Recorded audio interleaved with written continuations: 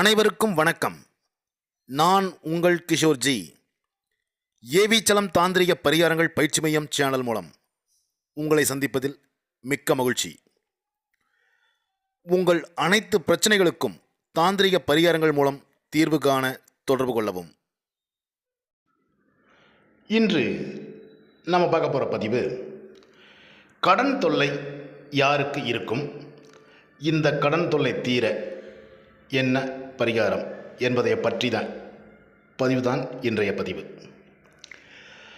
ஒருவருடைய ஜாதகத்தில் 6ஆம் இடம் என்பது கடன், நோய், எதிரி இவற்றை குறிக்கும்.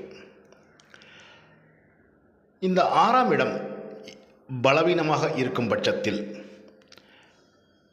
நோய், கடன், எதிரி இவை மூன்றும் உருவாகியே தீரும் என்பது ஜோதிட கணக்கு.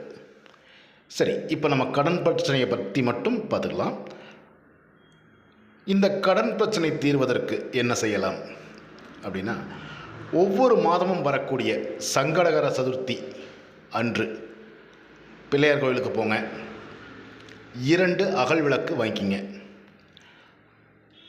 வெற்றிலை பாக்கு 2 செட்டு வாங்கிக்கிங்க. அந்த சங்கடகர சதுர்த்தி அன்னைக்கு பிள்ளையாருக்கு அபிஷேகம் பண்ணி இதெல்லாம் பூஜையெல்லாம் பண்ணிகிட்ருப்பாங்க. அந்த நேரத்தில் நீங்கள் கோவிலில் இருங்க. பூட்டி இருக்கக்கூடிய கோவிலில் இந்த பரிகாரத்தை செய்வது உங்களுக்கு பலன் கொடுக்காது. அந்த அபிஷேகத்திற்கு பால், தயிர், சந்தனம் இவற்றை வாங்கி கொடுத்து அபிஷேகம் பார்க்க வேண்டும்.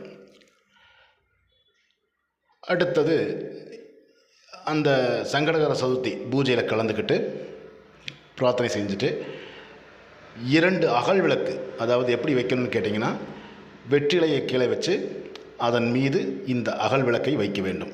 அகல் விளக்கில் நல்லெண்ணெய் தீபம் தான் போடணும், நெய் தீபம் எல்லாம் போடக்கூடாது. அந்த 2 அகல் விளக்கையும் கிழக்கு நோக்கி தீபம் எரிகிற மாதிரி வைக்கணும். அப்படி ஒவ்வொரு சங்கடகர சதுர்த்தி அன்னைக்கும் இந்த வழிபாட்டை செய்து வரும் பொழுது கடன் தீரும், நிம்மதி பிறக்கும், நல்லது நடக்கும். வாழ்க வளமுடன். சிவாய நம.